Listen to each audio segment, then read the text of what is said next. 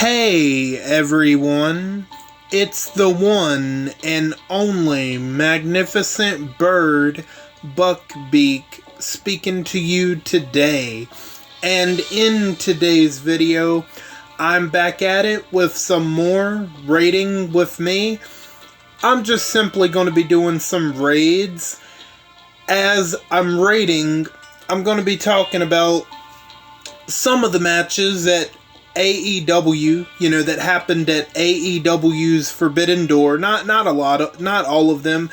I mean, there was like 10 or 14 matches. Yeah, like a load of matches. But I'm only going to talk about the results of only a couple. Plus, I got two things in this game that we are going to discuss as well momentarily. But the point of this is, I'm going to be rating. And before we get started, if you like this video, hit that like button. Subscribe if you're not already subscribed. Feel free to leave a comment down below. And feel free to share this video. If you do any of those four things, that would be very much appreciated by me. And I hope all of you are doing good and staying safe out there and staying cool as well. I'm doing good, and I'm staying safe, and I'm also staying cool. I mean, it is absolutely brutal out there. I know, especially in the West Coast, is the absolute worst of it, but it's hot everywhere. I just can't wait for summer to be over. Please, fall cannot get here quick enough. But anyway, before we get into rating, here's two things that I'm going to talk about. So, the new 4th of July, or the new July month event has started. And we're going to go all the way.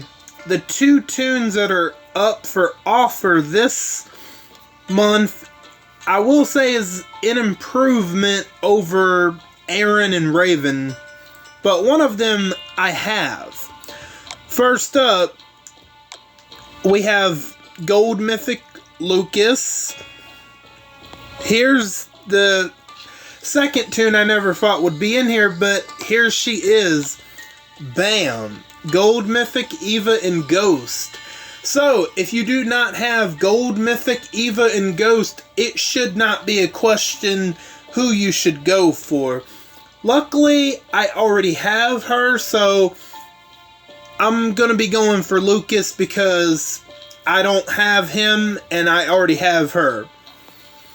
And also, let's talk about the Battle Pass briefly, and then we'll get started with the raids. Where's the crate at? Hold on. So they decided to bring back the former Battle Pass choice tunes once again. You notice anything different about that list? One of them was not a former Battle Pass tune, but a welcome addition. That's right, you're not seeing things. Gold Mythic, Forsaken Michonne. Again, if you don't have her, she is definitely the best choice in those choice crates. Definitely go for her if you can. Now, all they need to do for the next Battle Pass, add They Who Wonder, and they have my money. They do. But we'll see. I don't know. They probably won't, knowing my luck. But anywho, let's not waste any more time. As you can see, I've done some raids. So yeah, let's go ahead and get started, shall we? Now, let's go through AEW's Forbidden Door. That's their pay-per-view they had this past Sunday. So the couple of matches I'm going to talk about. First up, we had a 6-man ladder match for the vacant TNT Championship.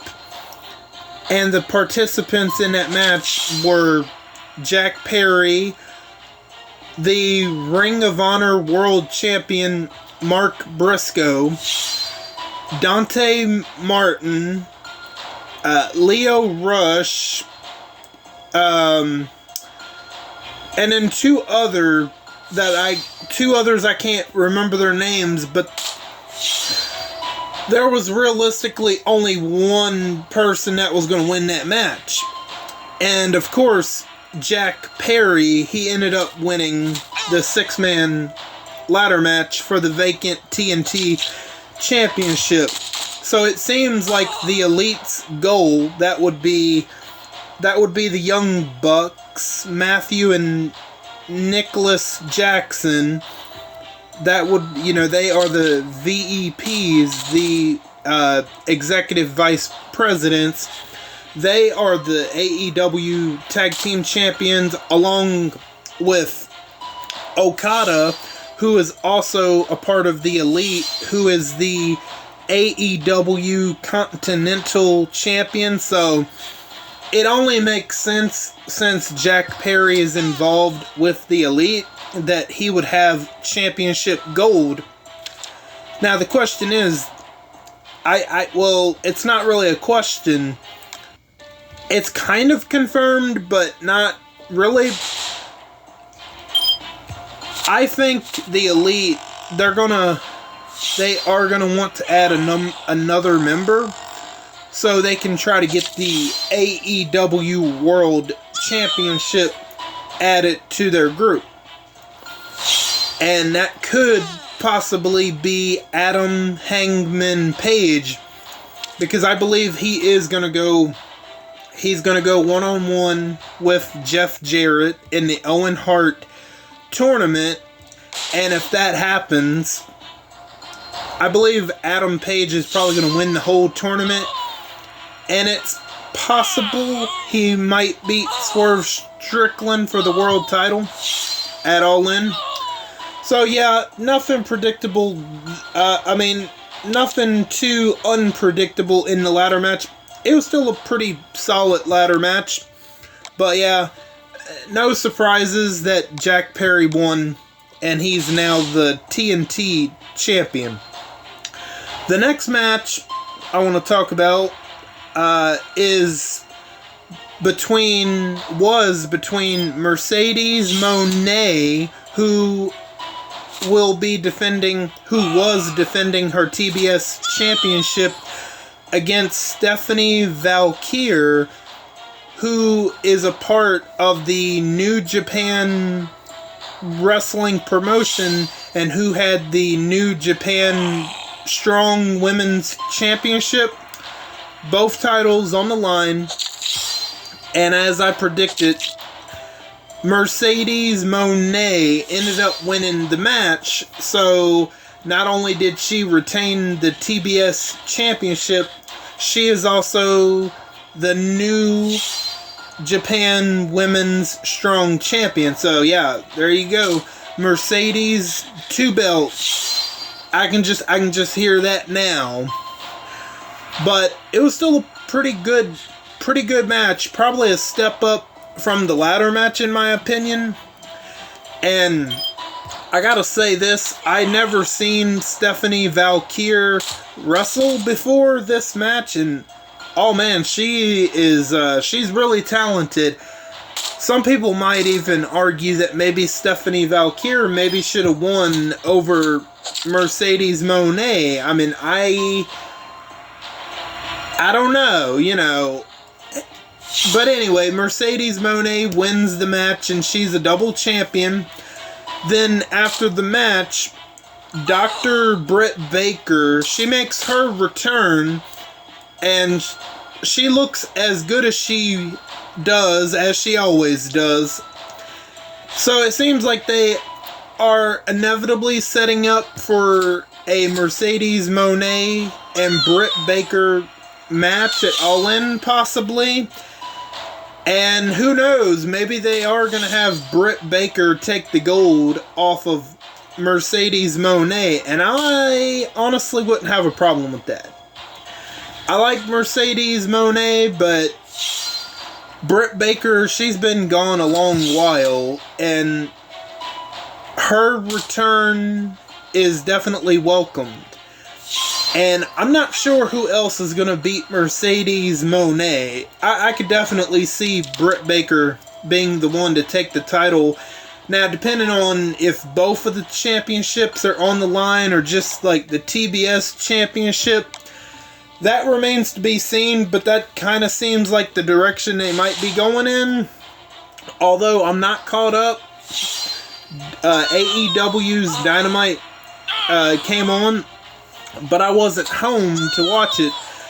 I went to see the fireworks that my town was displaying, so I'll definitely catch up with Dynamite to kind of see whether or not Adam Page is actually returned and to see what Britt Baker has to say. I'm intrigued to see what Britt Baker has to say. I wouldn't mind if she took the title or titles off of Mercedes Moné. I don't know. I would guess she's probably only going to want the TBS championship. Who knows? Although they might unify them, and although they could do a situation where back in 2019, I think it was, where Becky Lynch had both the Raw and SmackDown's women's championships held at the same time, but she defended them individually, and that's how they were able to get, they were able to get one title off of her while she still kept the other. So that's something I could see them doing. Mercedes Moné might only defend the TBS championship while still holding the New Japan Strong Women's Championship in the process. I could see that being the case, but we'll have to see. I have no idea because I'm not caught up. If I would have been at home, I probably would have caught up by now, but I'm just, what am I, not even a day behind? Whatever. Cool. So yeah, Mercedes Moné is a double champion. Britt Baker returns. Awesome. Great.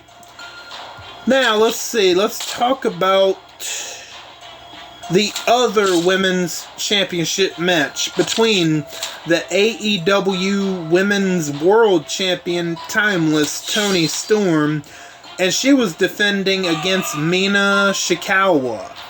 And the build for that match was it was fantastic. It was probably the second best build up to a title match. Although during the match, I believe it was during the match, Toni Storm did get hurt.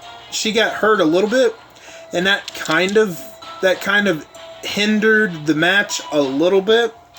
But it still wasn't a bad match. I think the Mercedes Moné and Stephanie Valkyrie match was just a little bit better because neither woman got hurt during the match. So, and of course, I'm not surprised. Timeless Toni Storm, she ended up retaining the title, and that's not even the highlight about what happened between Toni Storm, Timeless Toni Storm, Mina Shikawa, and Mariah May. So, the highlight happens actually after the match. Toni Storm, Mariah May, and Mina Shikawa end up, how can I put this in the cleanest way possible? They end up having a three-way kiss in the middle of the ring. You heard that right. You know what? I don't mind it. It's cool. You know what? There's no losers in that situation, in my opinion. But, yeah, I can see Mariah May definitely winning the Owen Hart tournament on the women's side because Mariah May, she ended up having her Owen Hart women's tournament match against Saraya, and of course, I'm not surprised. Mariah May, she ended up winning that match against Saraya, so Mariah May is going to be moving on. Now, we're going to talk about the AEW World Championship match between the AEW World Champion Swerve Strickland defending against the AEW International Champion Will Ospreay. I gotta say, without a doubt, this was definitely the best title defense that Swerve Strickland has had in his current runs thus far. Absolutely phenomenal. Him and Will Ospreay 1000% knocked it out of the park. Best match of the night without a doubt. So we're getting toward the end of the match, and Don Callis, he comes out there, he's got a screwdriver in hand, and he's telling Will Ospreay behind the referee's back, he's trying to hand Will Ospreay the screwdriver so Will Ospreay can use it on Swerve Strickland to try to cheat to win the world title. But Will Ospreay says, no, I don't want to resort to cheating. If I'm going to beat Swerve Strickland, I want to do it fairly. And obviously, that's going to cause tension between Will Ospreay and Don... excuse me. But anyway, the refusal of Will Ospreay not wanting to use the screwdriver to try to cheat to beat Swerve Strickland, that's obviously going to cause friction between Will Ospreay and Don Callis and the Don Callis family. And I feel like it's definitely going to lead to the Don Callis family turning on Will Ospreay, making Will Ospreay even more of a babyface than he already is, and making them more heelish, which, if done right, that storyline could be very good, if done right. But when that betrayal happens, I don't know. Maybe they're setting that up throughout the summer. It's very likely. And then also, Will Ospreay, he has this finisher called the Tiger Driver 91. He refuses to use that as well in the same match because it ended up injuring Bryan Danielson during their match at Dynasty, and that took him out of action for about a month, I think it was, or a couple weeks.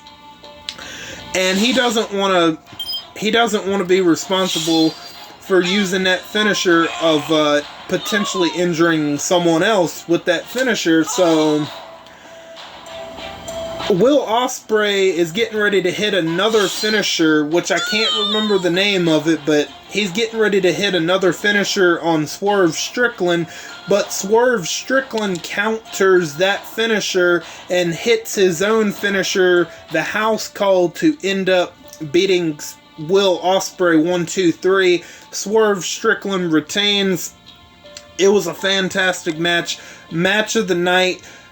By far, Swerve Strickland's best title defense in his current run as AEW World Champion.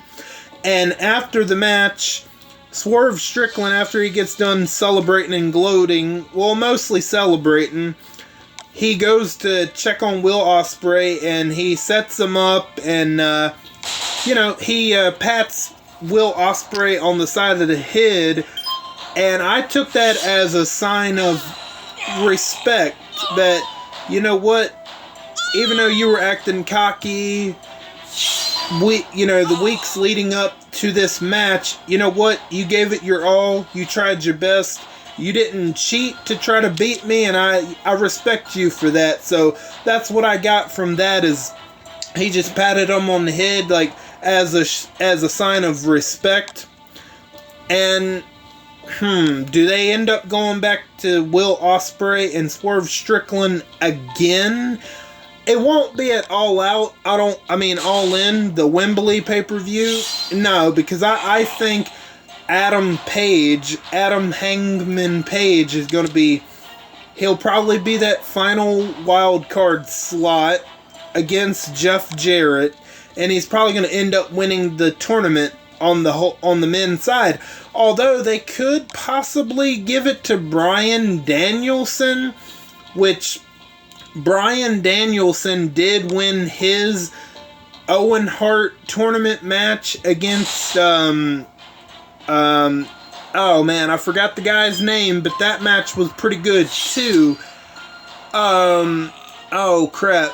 I know he's a part of New Japan, but anyway, doesn't matter. Bryan Danielson, he won the match, and he's moving on to face Pac, and I think they're facing each other this Wednesday. Well, not this coming up Wednesday, but I mean the episode that I missed.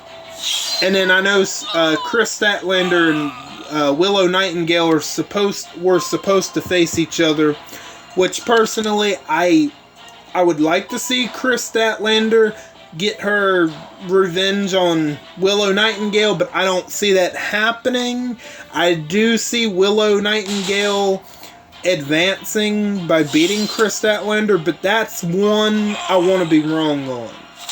So far, I hate sounding like a broken record, but so far as a result of these winners in the Owen Hart tournament, I've been right most of the time.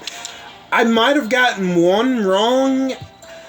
I don't think Deonna Purrazzo won her match. I did pick her to win, which I wasn't 100% on that pick anyway. It was kind of just like a whatever kind of pick. But, yeah, we'll see where it goes, where AEW goes from here on out. I mean, you know, following the results of Forbidden Door. Did I want to say anything else? No, I don't think so. Oh, yeah, okay, so, no, I think that's it for AEW as far as this week goes. So, we're going to talk about, you know, when it comes to Road to Survival. Forgive me if I'm not all together here tonight. It's really late, and I got back a couple of hours ago from watching the fireworks. You know, I kind of said it was going to be pretty late when I got back. So, if I would have been here, if there wouldn't have been any fireworks, we would have got this done already. So, expect this upload to come up sometime late Thursday, maybe. I don't know. Sometime definitely Thursday. So, yeah, I got 2 character reviews to do finally. They're probably going to be happening on the weekend. Well, Yumiko finally came into the game, but she's super late, of course, thanks to Scopely. And then we have, what's the character's name? I want to say, was it Charlie Sheen or Charlie something? Who frickin' knows? We'll take a look here in a minute. I believe it was Charlie something, Sheen Charlie, or I don't know, man. I haven't taken a look at him. I know it starts with Charlie something, but we'll take a look momentarily. So, yeah, so we'll take a look at that in a minute.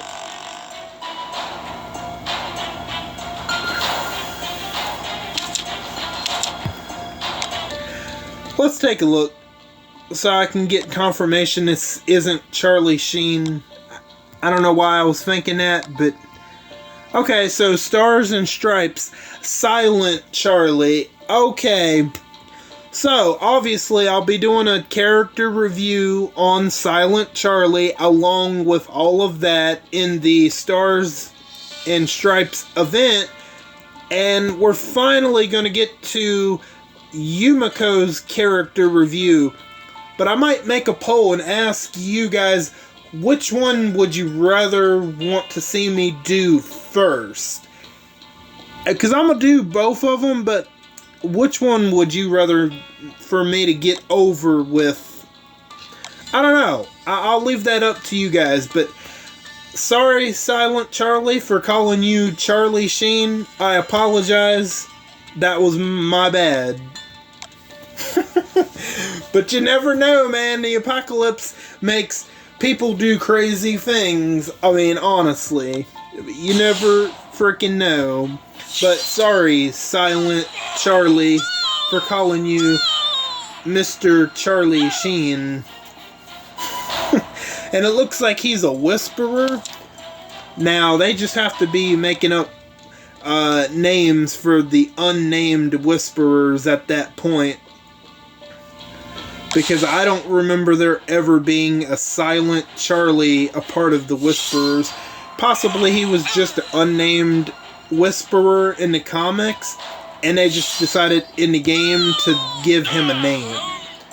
Because it's not that big of a deal, you know? I mean, I don't know, that's just my guess. But with the Battle Pass choice tunes, Forsaken Michonne, I can't get over that they actually added her in there. She is someone I've never thought they would ever make free to play, or Eva and Ghost for that matter. Please, Scopely, if you're listening, please, next month during your Battle Pass, bring back the Battle Pass choice tokens and add... You listening?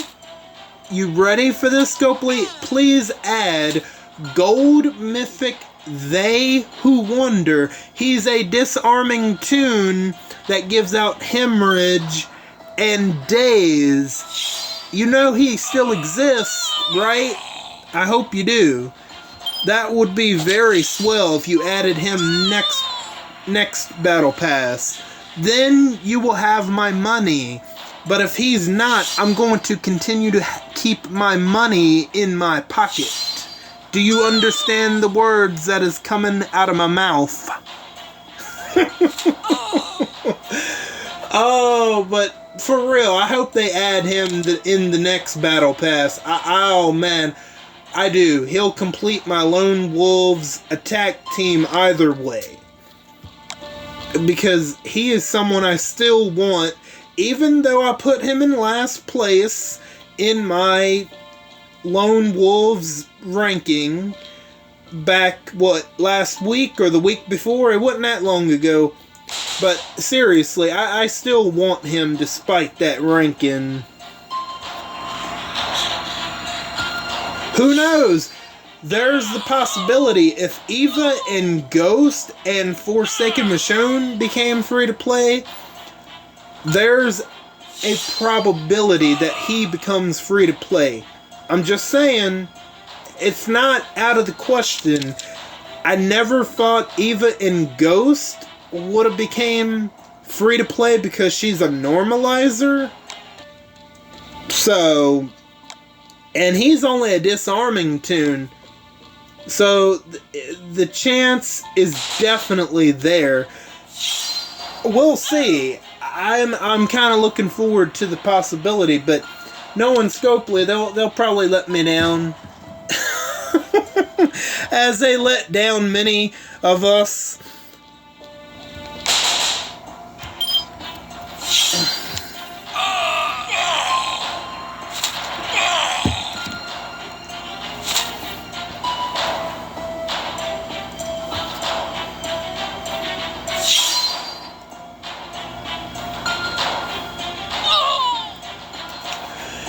And team ideas that I would recommend for Forsaken Michonne and Eva and Ghost, if you don't have Philip Blake, because he hasn't he's never been made free to play.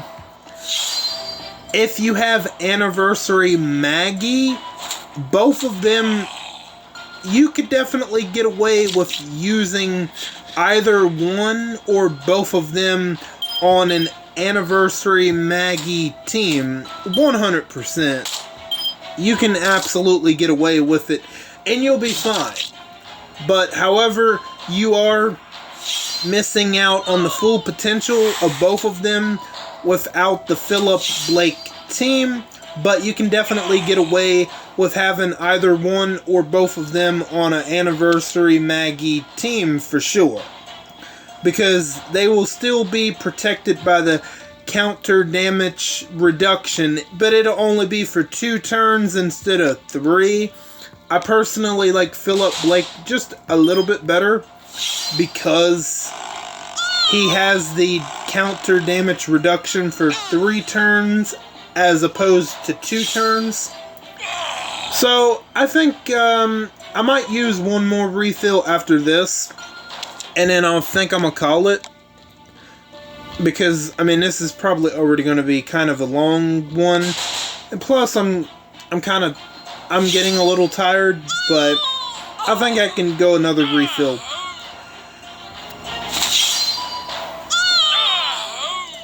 But I'm still very interested to see if the Yumiko, A New Beginning, is worse than the OG Gold Mythic Yumiko. I kind of looked at her kit and like, you know what? I'll save my thoughts on what I think about her when I do that character review. Yeah, I'll just save my thoughts for that character review. So that character review should either be coming up in the next day or so, but definitely probably no longer than the weekend. Because I don't think I have any other videos for this week other than Batman Arkham Knight part crap. Is it part 6 or part 7? I believe it's part 6, if I'm not mistaken. Yeah, I do believe it is part 6. However, I have recorded up to part 7. I do believe... Okay, other than Batman Arkham Knight part 6, and then the 2 character reviews... the character reviews of Silent Charlie and then Yumiko A New Beginning... I don't have anything else for the week. So, although I was planning on doing Madden, but thanks to the new event that just came into the game, and thanks to Scopely for delaying Yumiko, I'm probably going to have to do the Madden video next week, more than likely. But that'll be the AFC Championship game between the Cincinnati Bengals and the New England Patriots. But I had planned for that to come out this week, but it didn't happen. So it'll definitely happen next week, sometime next week.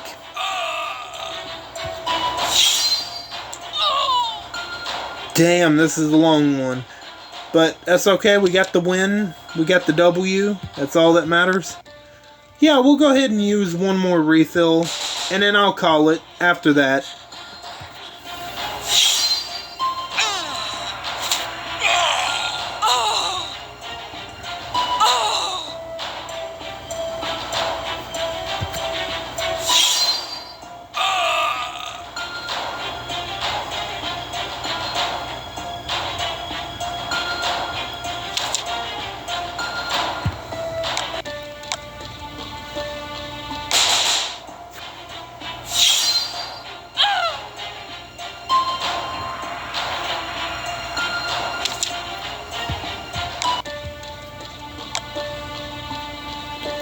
Maybe we can get all the milestones with this refill. Maybe. I don't know. We'll see. Depends on how many of the raid trophies I get.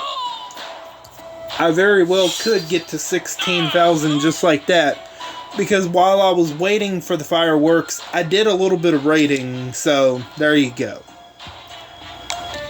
Maybe. We still got 5 more. We'll see. If I can win all 5 of them, I can probably get pretty close. I could probably pass 16,000 But if I lose a couple in a row, I mean, I'll still get it, but we should be fine. Oh, great. PK, thanks, you asshole. Are you serious right now? I mean, PK, I could deal with, but come on, Vance, are you serious right now?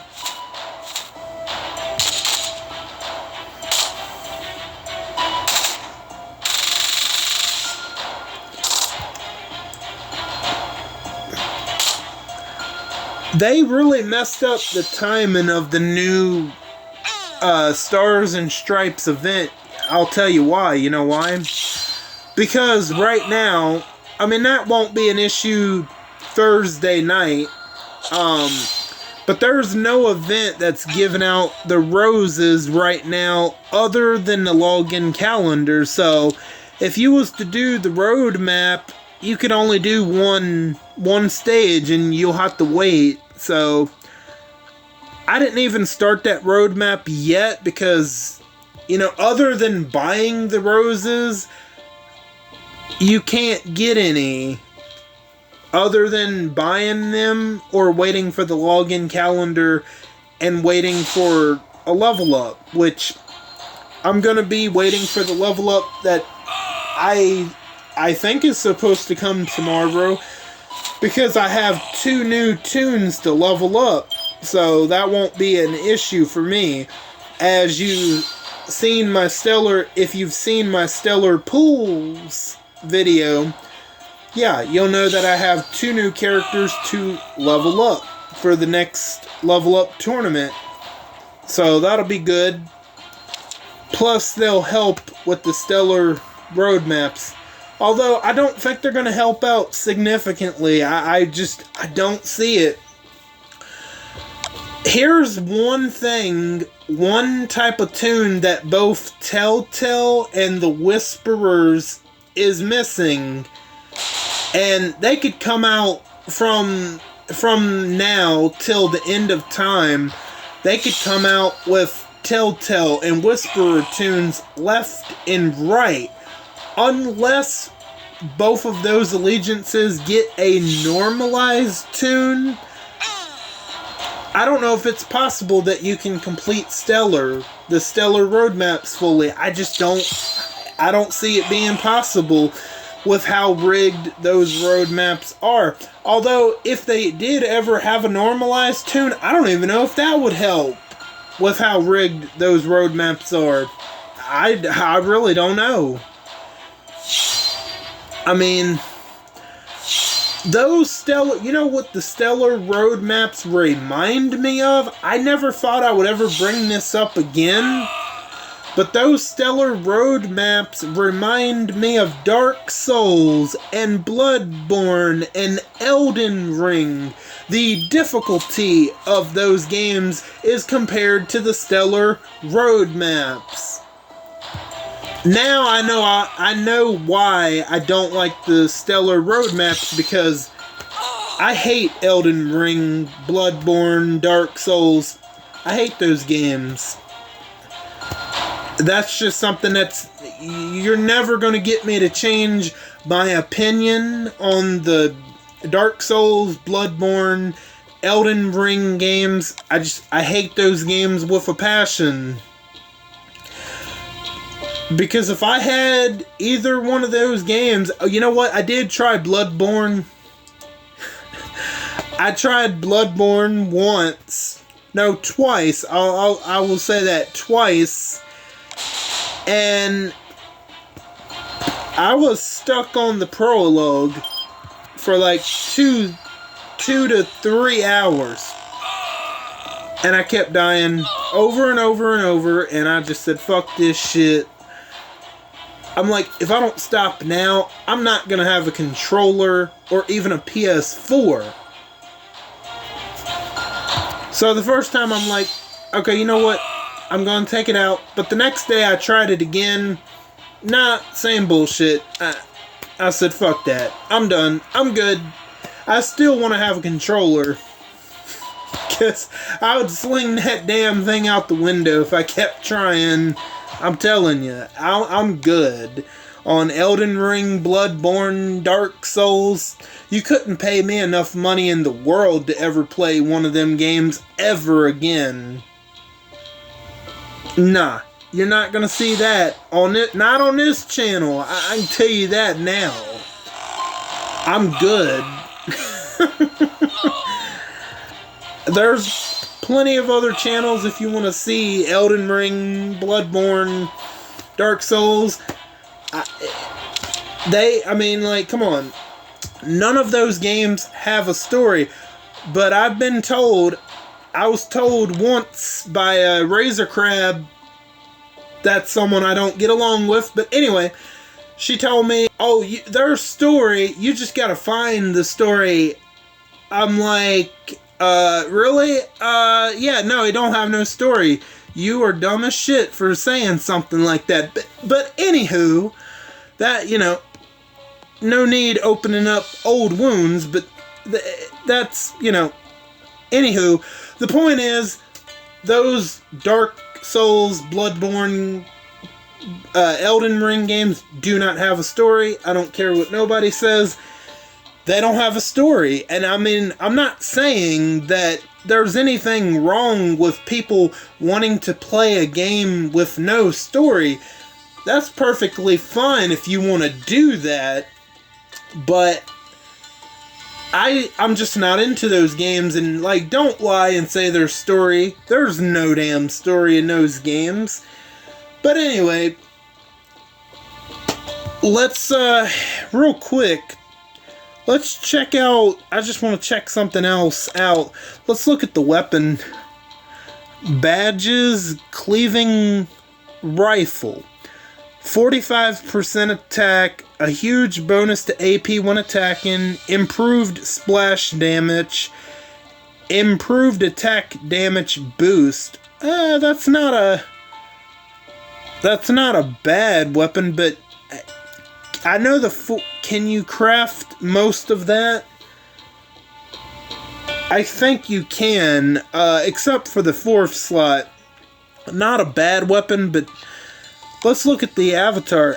Okay, that's actually a pretty sick avatar. I actually quite like that avatar. But you get that free to play, so let's see how much this battle pass is this month. If it's still $10, 10 or 15. Ooh, 15? Damn, that's kind of steep. But you are getting characters. But the question is, are you getting 5 copies or just like 3 copies? Ooh, I don't know. Let's see. Hold on. There's one.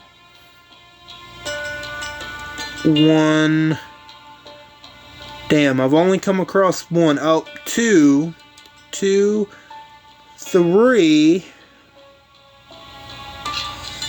3.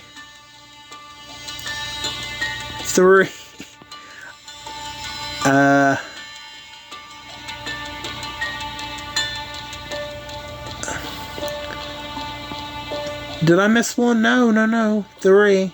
I'm at 3 so far still. I haven't gone crazy yet completely. Damn, only 3? For $15? Well, 4. Oh no, okay, there's 5. So you get 5 copies. Okay, that is an improvement because I believe last month they only included 3 crates, but as now they're adding 5 crates. So your choice of a tune, I actually like that because you can pick whoever you want.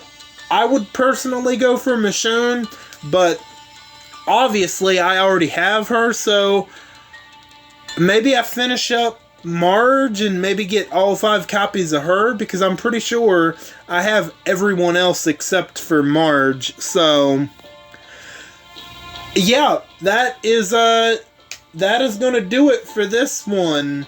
I want to thank each and every one of you for your continued support, or if you're new, welcome in for the first time. All of you are very awesome, and I thank you again. And don't forget to hit the bell and switch on all notifications so you know the second I upload to YouTube. I am Beak, and I'm gonna go fly away back to my nest. Until next time, bye guys.